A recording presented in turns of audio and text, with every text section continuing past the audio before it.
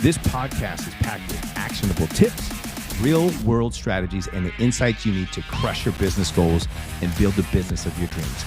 Now that you're here, let's dive in.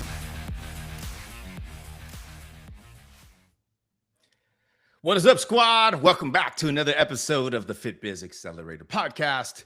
Today's episode is one that every online trainer, fitness coach, and gym owner needs to hear. Because let's be honest, most fitness coaches definitely want to make more money. We want to get more leads. We want to get more sales. We want to enroll more clients. We want to generate more total revenue. And listen, I'm all for that. But here's the problem.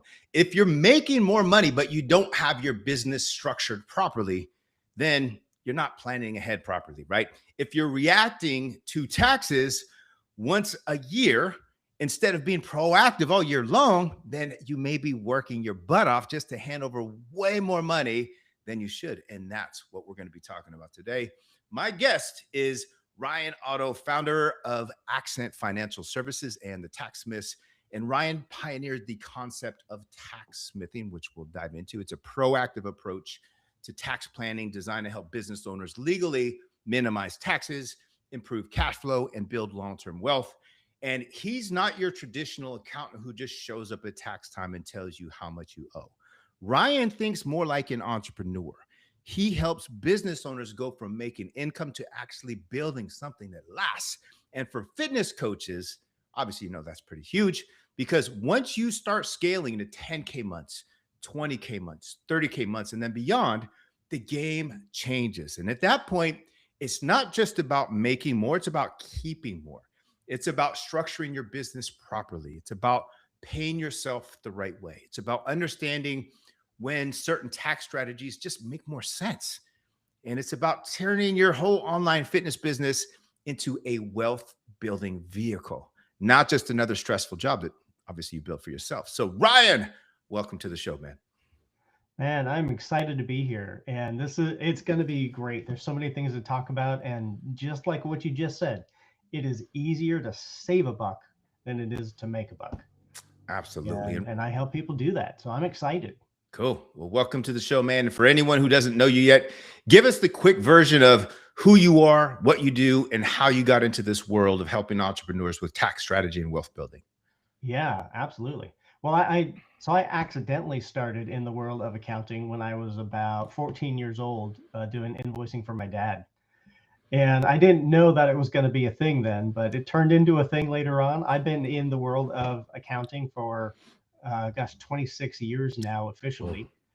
And I got into tax smithing and really helping people figure out their stuff about 3.5 years ago when I went through acquiring companies and starting to build a bunch of companies.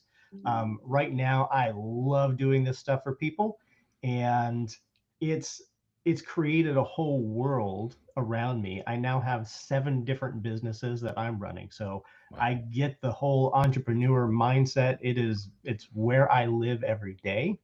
And I want to help people do that. That's so cool, man. And I love the term taxsmithing because it already sounds different from like just traditional accounting. And most people think of taxes as this boring, painful thing that they deal with once a year. But you look at it differently. Like, can you explain what taxsmithing means and why you created that approach? Yeah, so what I was thinking, and it was like there was a bunch of us sitting around a room and we're talking about like how do we position this? How do we charge for these things? Like, what is this thing supposed to look like?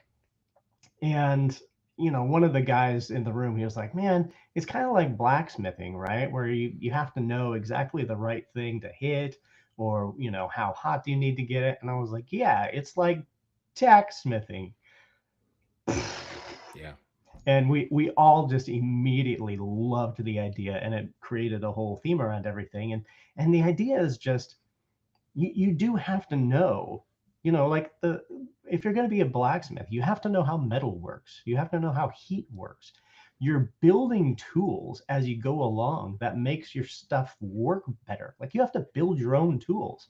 Yeah. And trying to understand all of that, we started talking about it, and we're like, the tax code just has so much stuff in it that nobody can keep up with. And it takes people with a certain set of skills to understand what all that is and understand what it means and how to plug it into somebody's life.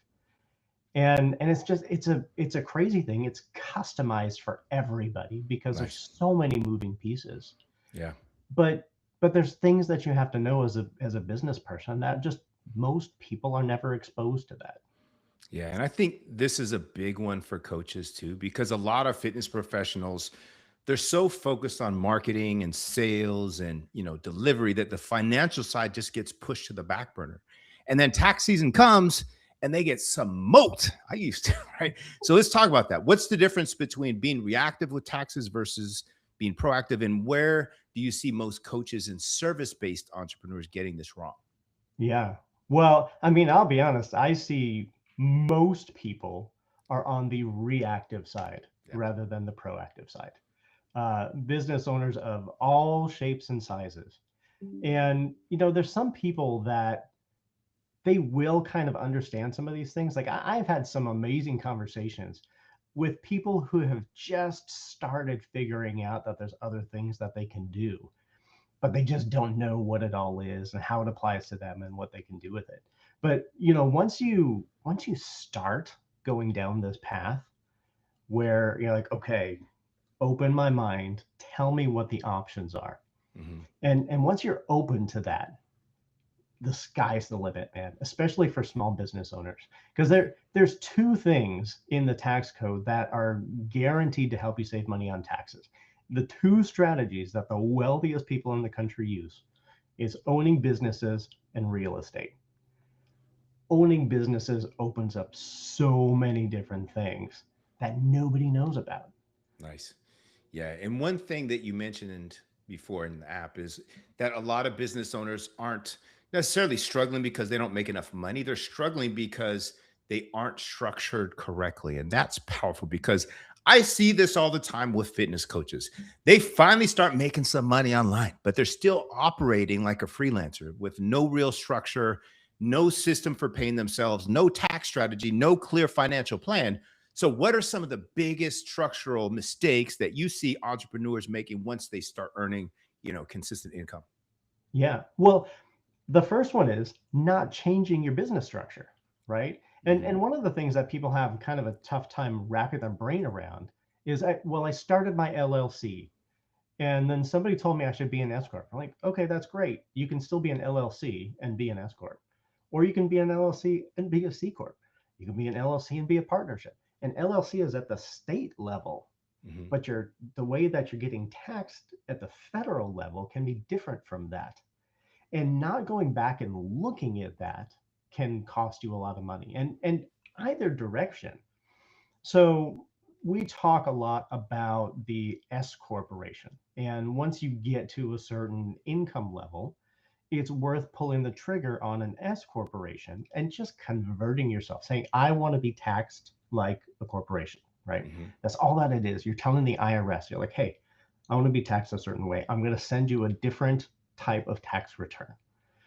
And the benefits that go along with that are immediate. And we do stuff for people where we'll actually go back in time and say, hey, we wanted to be an S corp as of January 1st last year. And what that does is it frees up, it's like 15.3% is self-employment taxes. Yeah. You can free up half or more of all of the income that you made that you're paying self-employment taxes on by switching to an S corporation. Nice. The same way, you can go the other direction. You say, listen, I set myself up as a C corporation. I'm not making as much money as I would like to be for doing that. Let's go the other direction so I don't have to pay all these other taxes. Okay. So just looking at your business entity type and how you're getting taxed Yeah. right out of the gate, like look at that every once in a while. Okay. Yeah, that's huge. And this is a big mindset shift that I want to hit on too, because a lot of trainers still see themselves as just a coach. Even if they're making 10,000, 20,000, or 30,000 a month, they still think like a technician. They're focused on programs, workouts, doing macros, check-ins, client results, which are all important. But Yeah. at some point, they have to become the CEO of the business. So when you work with a coach or some other type of, service provider. What does that transition look like from, hey, I'm just a coach to I'm actually a real business owner? So I will say, when we like the S corporation thing it's a great example because it comes up all the time. And just for everybody, just a real quick like rule of thumb. If you're making more than 50 grand net per year, Mm-hmm. you're probably in a place that you should think about doing this strategy. Okay. That's not that much, right? Mm-hmm. 50 grand a year. If you're there, it's worth doing this. But you know what, where a lot of people start to see this is I say, all right, well, listen, we're going to switch you to this. And because you're an S corp, you're now able to participate in this thing. You're gonna run payroll, but it's gonna save you a bunch of money because you're gonna pay taxes here, but not over there. Yeah. You're now capable of setting up solo 401k plans and doing benefits and doing all these things for yourself, Yeah. even if you're the only employee of the company. And sometimes it's better that you're the only employee of the company. Yeah. But there's all of these things that as soon as you make this transition, you're going to say, great, now I'm going to set this up, even if I don't do it yet. And the minute somebody sets up their own retirement plan within their company, that shifts brains a lot.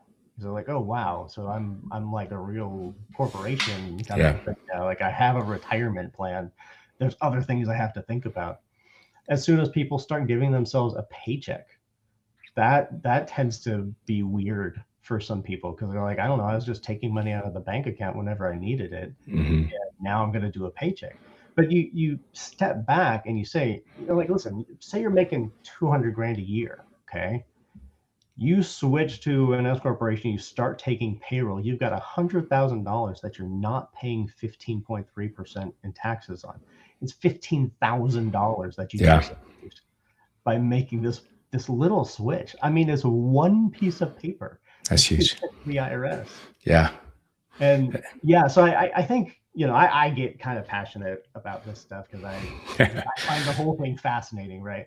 Yeah. But I think once people's eyes start seeing that, hey, there's a world out there amongst the fog that I didn't know about, and I get to go play over there now. Yeah, that's cool. And this is another area where I think coaches also get messy, besides just that part right there, because they have money coming in and they have payments going out and they have software subscriptions and contractors and taxes and personal expenses, and everything starts blending together. So let's talk about paying yourself because we're talking about that a little bit. What are some basic principles that business owners should understand when it comes to actually paying themselves properly and then managing the cash flow? Yeah. Well, so as a startup business or as a small business that, you're working, but you're not all the way where you want to be yet, whatever. Most of the time what people are doing is just taking money out of the bank account. That's totally fine. You're allowed to do that all day long. Call it owner draws, owner distributions. It's totally fine. But until you get to a certain point, all that you're doing is keeping track of the cash that you're taking out, right? Mm-hmm. But cash and your financials are two different things. So a lot of people have a tendency to run their business by saying how much cash is in the bank account. And that's not really where you're supposed to be looking to understand, am I running a good business or not? And the shift from, okay, I want to start paying myself the right way. It's also the shift where you have to look at your financial statements and understand, like, well, if I pay myself this much, the company is actually losing money for the year. And is that what I want to be happening right now? Or do I not pay myself that much? Or what's the next phase of this? Because I keep taking money out of the bank account, but based on my P&L, I'm making a decent amount of profit from doing this.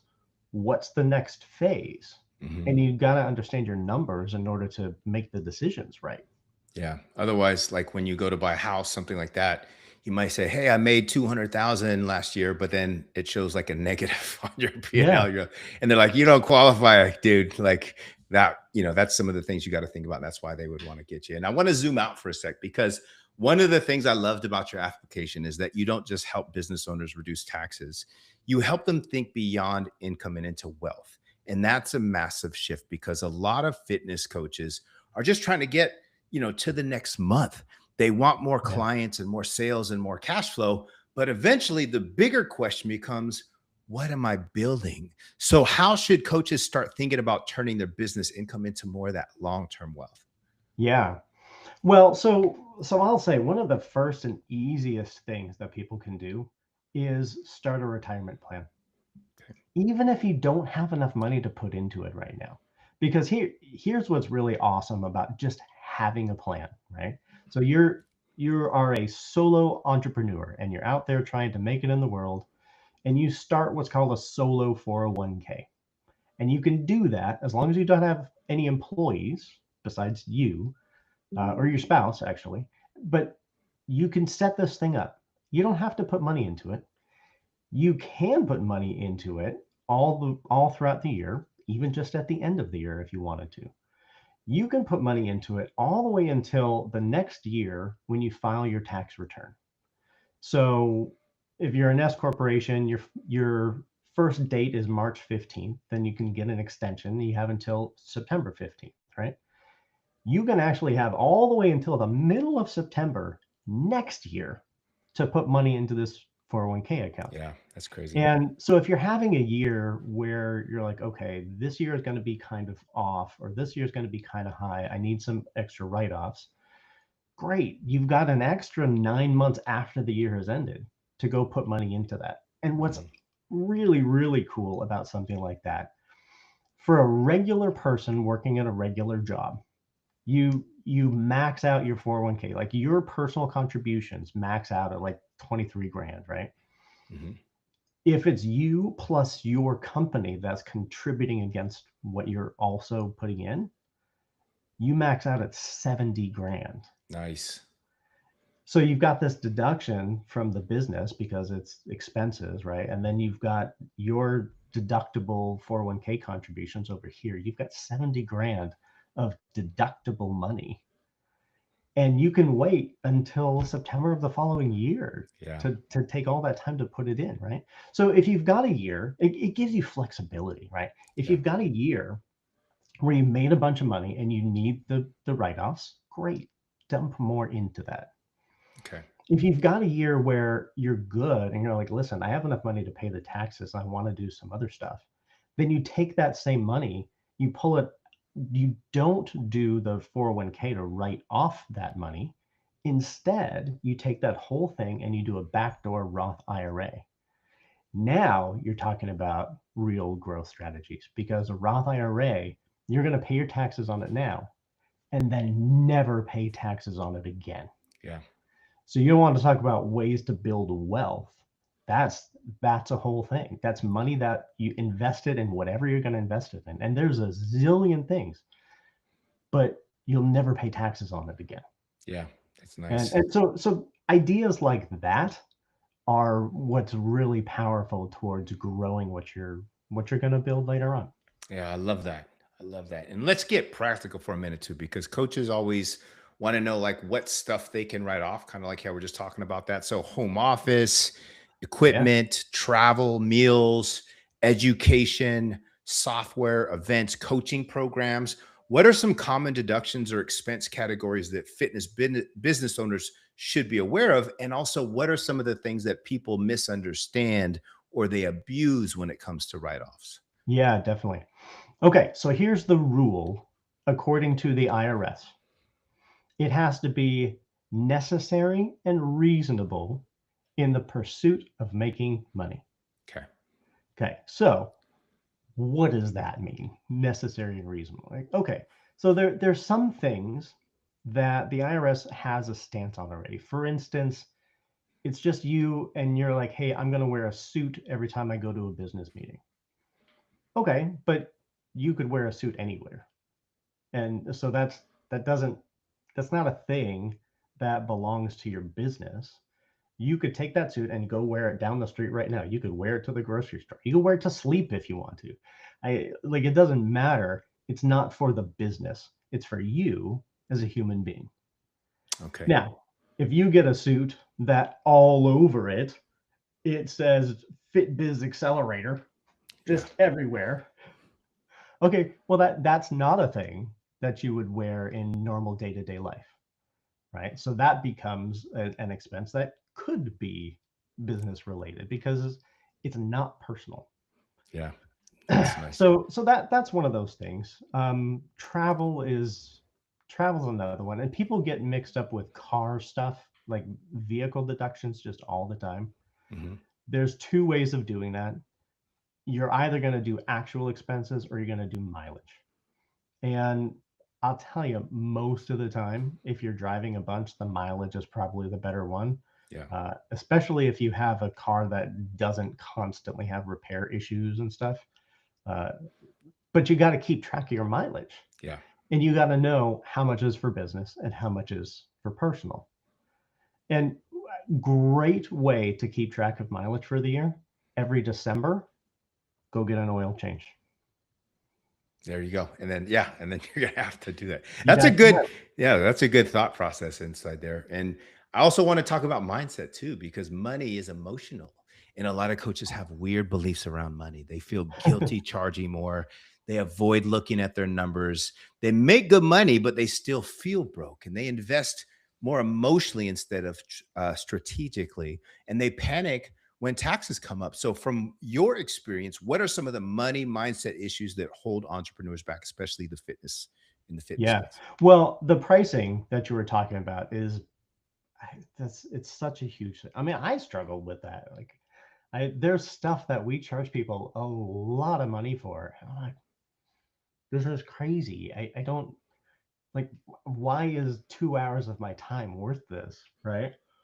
And so I have that thing, but I've taken classes on how to price stuff. Hmm.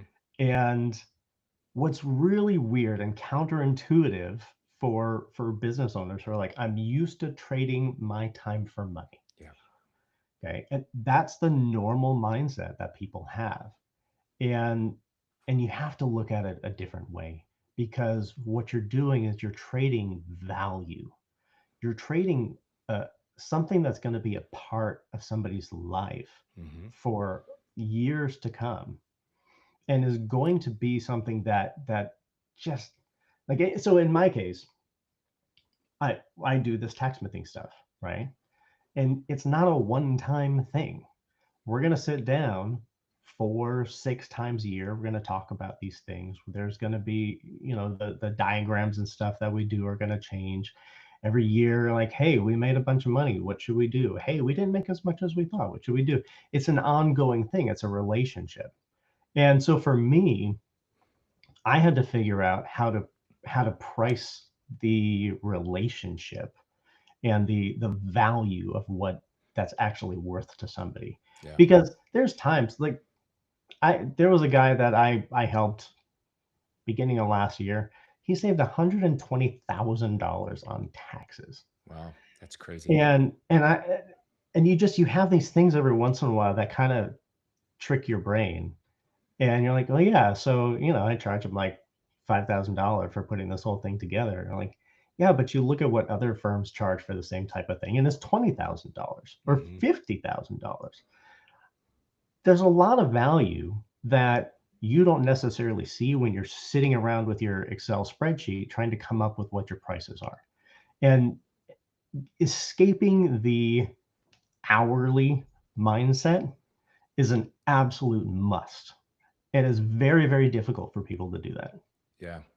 And I think in person fitness coaches, they struggle a lot when it comes to that, when it goes to online, because they're used to charging $50 an hour, $70 an hour, $100 an hour. And then it comes to online and they're not having to trade all that time anymore. And they're like, well, how am I going to charge somebody $500 a month when it doesn't only take, like 2 hours of my month? It's the result. It's the transformation. Like Yeah. that's what people care about. If you can help somebody get that result and it means, so much to them, then that's what they're going to invest in.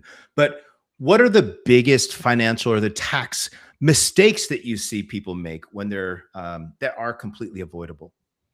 Yeah. Here's a big one. Keep your personal stuff and your business stuff separate. Okay. Have separate bank accounts. We have found so many times where somebody says, okay, here's all of the business expenses, but I also think that I bought some stuff for the business, and along the way I think I did this thing. It wasn't a big deal, that was the card that I had out. And like, it's fine to do that, because at the end of the day, you and the business are the same thing, but you're missing the deductions from it. Mm-hmm. And so if you keep all of your business purchases on the business bank account or the Yeah. business credit card, you'll be sure to have all of that stuff that you can actually write off. And that is so common. Yeah. Make sure you have a separate bank account for your business, That just like, makes it easy. first of all, and just use that. Mm-hmm. Yeah, that's great tip, great advice in there too. And it's just so easy because then, oh, I'm going to buy a new computer. I'm going to use it. Oh, I'm not going to use my personal, account. I'm going to use my business. Boom. Then, like your tax account already knows it's right. If it just makes sense. Yeah. And let's say someone is listening to this episode and they're realizing, okay, I need to get my financial house in order. What are the first 3 steps that they should take after listening to this episode? Make sure you have a bank account, do your bookkeeping, and check on what your entity type is. I would say Gotcha. that would be the first 3 that I would say. Awesome. And Ryan, if there was one thing you wanted every online trainer, fitness coach, and gym owner listening to walk away with today, what would that one thing be? Man, you guys are out there trying to improve people's lives, and what you're attending to is body and mind. And in our lives, there's only so many things that we can tackle, and you're the professionals when it comes to helping people with their bodies. You need professionals to help you with other stuff too. And Yeah. don't be afraid to go ask somebody about it. Yeah. Like, once you get to be an expert in a certain thing and you're in your field and you're like, I know everything about this, there's this kind of feeling that grows and says, well, I need to pretend that I'm an expert in all of the things because I'm presenting myself a certain way. Don't. Find the people that can help you, and don't be afraid of it. Yeah. That's great advice, man. Cause I remember in the very beginning, I was trying to just, in the beginning of my fitness coaching journey, you're trying to save money everywhere that you can. I was like, well, let me try to do it myself. Let me go online and try to do my taxes. Man, once I started owning businesses and multiple businesses, I was like, screw that. I'm going to outsource that. Like, I want to give that to the pros and have that piece taken off my plate. Cause the last thing I like to do is open up mail, do spreadsheets, calculate all that. Like, nah, give it to the pros. And now, right? But now we're going to jump into what we call rapid fire. And these are just going to be short, simple answers. Just first thing that comes to mind. Are you ready for this, Ryan? I'm ready. Let's go. All right. Pumped What's one financial habit every entrepreneur should have? Know your numbers. What's one tax mistake that drives you crazy? Not knowing your numbers. What's one thing that business owners should stop ignoring? Stop ignoring. Man.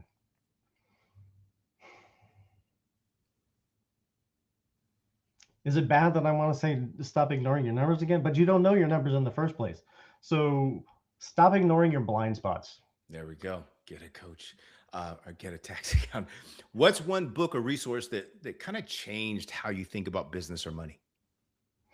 I'll tell you what, I read Atomic Habits recently, and not only like trying to apply it to myself as a human, but applying it to my business, it was like it took me down a different brain path. Yeah. And it was really good. Recommend it to everybody. Yeah. Good book. What's one trait you see in entrepreneurs who actually build wealth? Persistence. All right. What's one thing that coaches should do before the end of this month? Buy QuickBooks. What's one piece of advice you'd give to someone that's making good money, but they're still feeling behind?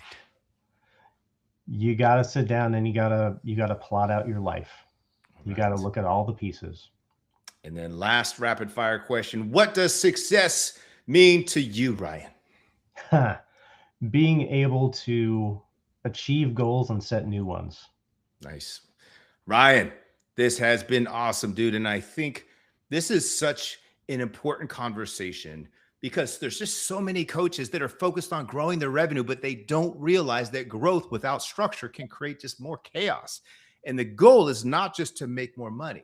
The goal is to keep more and to use it wisely and to build systems and think like a true business owner. And then eventually to turn that income into real wealth. So for everyone listening, don't wait until tax season to start thinking about this stuff. If you're serious about growing your online fitness business, you also need to get serious about the financial side of the business, because a business that makes money but doesn't keep money is not really winning. Ryan, where can people connect with you, learn more about what you do, and check out your work? Yeah, so I've got a few different websites. Let's start with accentfinance.net. That's the big company that runs all of the stuff. We do bookkeeping, accounting, taxsmithing, all of the things. Our website has tons and tons of resources on it. So check us out there. We're also on all of the social medias and everything, Accent Finance. Nice. I love it. All right, guys, that's a wrap for today's episode of the Fit Biz Accelerator podcast. If you got value from this conversation, make sure you subscribe, leave a review, and share this episode with another coach who needs to hear it. And remember, it's not just about making more. It's about being smarter. It's about keeping more of what you earn. And it's about creating a business that gives you more freedom, not more financial stress. We'll see you on the next episode. Thanks for tuning into the Fit Biz Accelerator. If you found value in today's episode, make sure to subscribe so you never miss a tip or strategy to grow your online fitness business. And if you're ready to fast track your success, don't forget to check out tntfitprocoaching.com. Until next time, stay consistent, stay focused, and keep crushing it.